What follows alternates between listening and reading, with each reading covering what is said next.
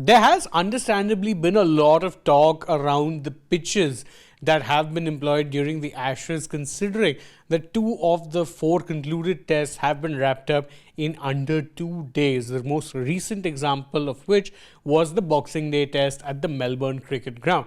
However, one other aspect which isn't perhaps getting as much discussion is just how ill-equipped a lot of modern-day batters are when it comes to contending with or dealing with such pitches, such conditions.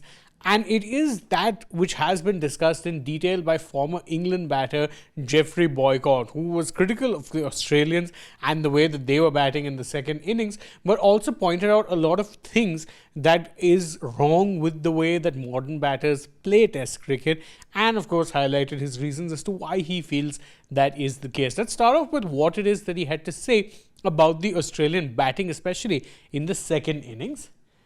He says that I take nothing away from the quality of the England seamers, but some of those dismissals were shockers.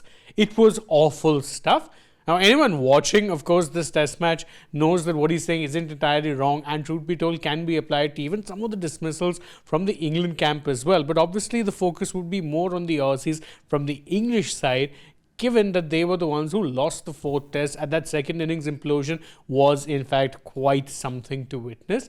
But it also, as I said, brought about some introspection and led to Boycott sharing some pointers on why it is that batters are struggling as much. And one of the key factors he pointed out was, of course, the rising influx of one-day cricket. And by one-day cricket, he surely means not only ODIs, but even T20 cricket and, of course, formats like the 100, T10 and whatnot.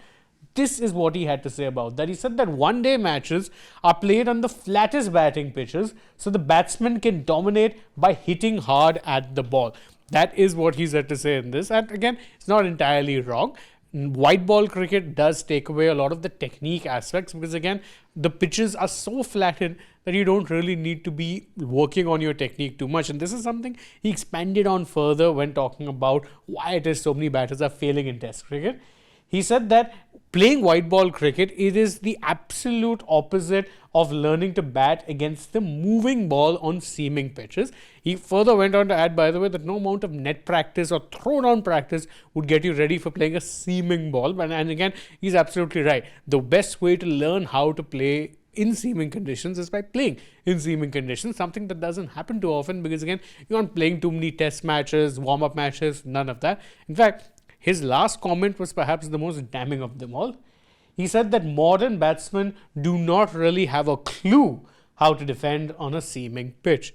And again, considering this is coming from a Boycott, someone who prided himself on being able to defend, stay tough, grind it out, I think we should take these words at least a little bit seriously, because again, whilst many will point out that the nature of the pitches was awful, and I'm in agreement, the Melbourne track was an absolute shocker, and even those who were trying to play defensive cricket were being found out.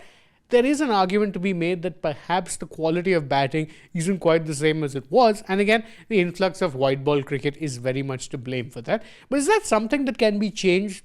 Probably not. White ball cricket is where the money is, and the sport requires those funds to ensure that the sport continues to go on. So whilst I agree with his assessments, I don't think much is going to be done about it, if anything at all. The best you can hope for is that more sporting pitches are prepared to ensure that both the batters and bowlers get a fair shake of things, rather than it being a lopsided competition swung towards either side. But those are just my thoughts. What do you guys think? Let us know in the comments below, and don't forget, as always, to like this video, share it with your friends, subscribe to the channel, tap that bell icon, follow us on social media. We're on Instagram, X and Facebook, and stay tuned for more such updates from the world of sport.